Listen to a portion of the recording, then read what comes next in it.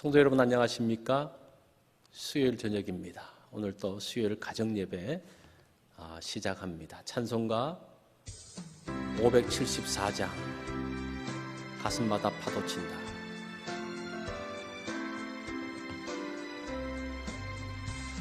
가슴마다 파도 친다.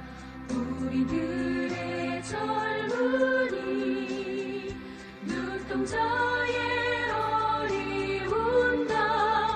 우리들의 푸른 꽃 주의 말씀 주의 행함 길과 진리 되시리. 우리 평생 한결같이 주를 따라 살리라. 하늘같이 높부르자. 우리들의 젊은이 바다같이 넓고 깊자. 우리들의 사랑이 우리들은 주의 자녀 부름받은 한영제. 몸과 마음 다 바쳐서 주는 대로 살리라. 화산같이 타오르자. 우리들의 젊은이 폭포같이 줄기 찾아. 우리들의 붉은빛 할례 많은 이 나라에 우리 태어났으니 복음 들고 앞장서서 충성되게 일하자.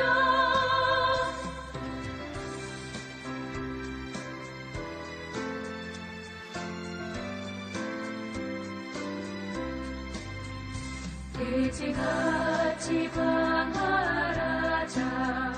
우리들의 젊은이 산과 같이 우람하자. 우리들의 개성이 십자가를 높이 들고 노래하며 나가자. 하늘 뜻이 이 땅 위에 이루어질 때까지.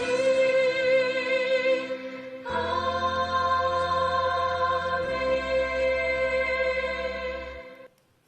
하나님 말씀은 베드로전서 5장 1절로 6절의 말씀, 우리 말씀 한 절씩 교독합니다.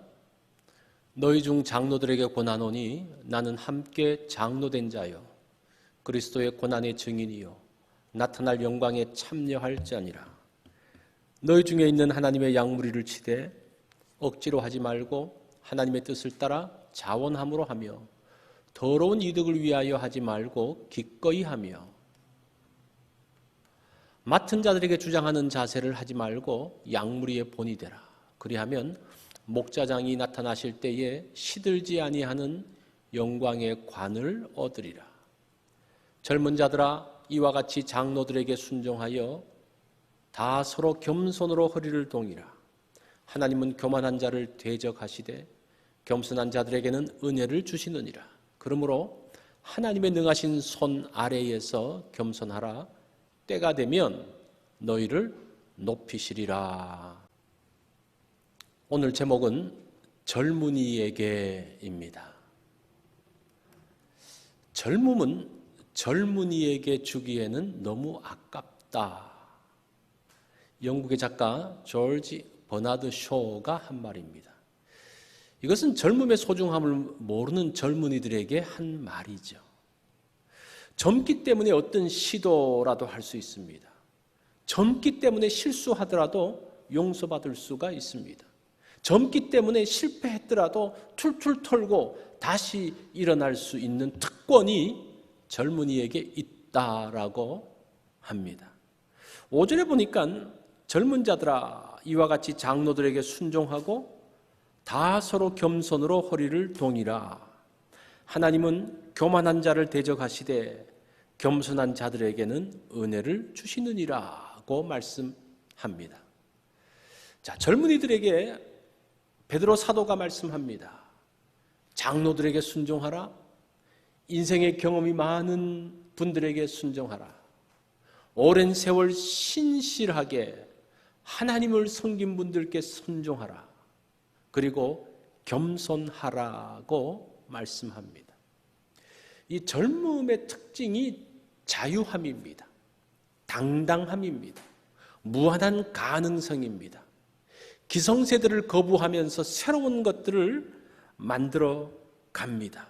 자, 이런 젊은이들에게 순종, 겸손은 맞지 않는 옷처럼 보입니다. 창조성을 가로막는 것처럼 보입니다. 그러나 젊음은 배움의 시기라는 겁니다. 실패를 용인하는 것을 배우라고 격려합니다. 창조는 하루아침에 만들어지는 것이 아닙니다. 선배들의 실패의 경험을 먹으면서 나아가게 됩니다. 순종하며 겸손한 것은 젊은 시절에 배워야 하는 중요한 성품입니다. 다 서로 겸손으로 허리를 동이라고 말씀하죠. 겸손은 젊은이와 장로 모두가 해야 하는 것입니다. 이 겸손이라는 단어를 보면 낫다와 마음이라는 두 단어가 합쳐져서 만들어졌습니다. 그냥 엎드리고 낮아지는 게 아닙니다. 마음이 낮아지는 것을 이야기합니다. 마음이 낮아진다는 것은 같은 마음이 된다는 겁니다. 같이 아파하고 같이 즐거워하는 것입니다. 상대를 이해하고 배려하는 것입니다. 이것이 겸손으로 허리를 동이는 것입니다. 교만한 사람은 그렇지 않습니다. 이 교만이라는 단어도 두 개가 합쳐졌는데 위라는 단어하고 나타나다라는 단어가 합쳐진 겁니다. 사람 위에 있는 겁니다. 하나님 위에 있는 거예요. 그것이 교만이에요. 자기 주장을 다른 사람들의 주장 위에 놓습니다. 자기 뜻을 하나님의 뜻 위에 놓습니다. 자기 주장, 자기 뜻대로 되지 않으면 견디지 못합니다. 이런 교만한 사람을 하나님이 대적한다라고 말씀합니다. 그게 5절이죠. 자, 6절 말씀을 보면 그러므로 하나님의 능하신 손 아래에서 겸손하라. 때가 되면 너희를 높이시리라고 말씀합니다. 겸손은 하나님의 손 아래에 있는 겁니다. 낮은 마음으로 하나님의 말씀 아래에 들어가는 것을 이야기합니다. 하나님의 때를 기다리는 것입니다. 겸손한 사람에게 하나님의 은혜가 임합니다. 물이 어떻게 흐릅니까? 높은 곳에서 낮은 곳으로 흐르죠. 그것처럼 하나님의 은혜도 낮은 곳으로 흘러가게 됩니다. 하나님의 은혜로 풍요로운 강이 되어집니다. 낮은 곳에 있을 때 그렇죠. 겸손한 사람이 영광을 얻고 높아지는 것은 하나님의 은혜 때문에, 하나님의 은혜가 그 가운데 흘러가기 때문입니다. 이때 하나님께서 겸손한 자를 높이십니다. 겸손은 마음이 낮은 곳에 있는 겁니다. 같은 마음으로 서 있는 것이라고 그랬죠. 하나님의 손 아래에 들어가는 겁니다.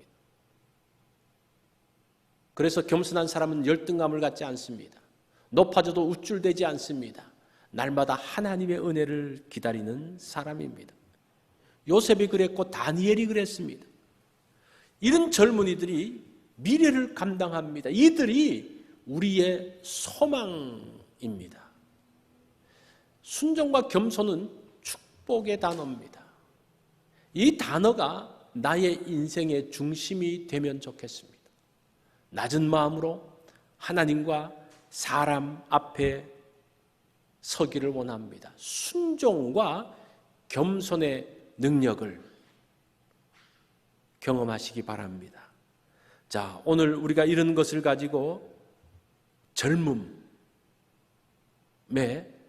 씌우면 좋겠습니다. 젊음의 가능성에 이런 지혜가 더해지기를 바랍니다.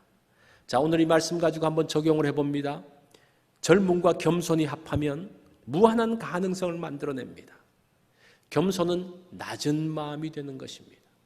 오늘 낮은 마음으로 오랜 세월 신실하게 있었던 분의 말씀을 한번 들어보십시오. 누구에게? 누가 그런 분입니까? 그분에게 가서 한번 그들의 경험을 또 하나님을 사랑했던 것을 한번 들어보시기 바랍니다. 자, 오늘 수요일은 의료기관에서 수고하는 분들을 위해서 기도하는 날입니다. 아직도 코로나가 이제 그치지 않고 있는데 이들을 위해서 또 병원에서 수고하는 우리 자녀, 가족들, 우리 친지들을 위해서 기도하면 좋겠습니다. 교회가 든든히 설 수 있도록 기도하고 또 교육관 건축을 위해서도 기도하시기 바랍니다. 오늘 또 성경 읽기 있는 것 기억하시고 오늘 또 이 말씀을 가지고 한번 가족들이 한번 나누어 보십시오. 우리 자녀들에게 나의 그 하나님의 있었던 은혜를 한번 나누면 좋겠습니다.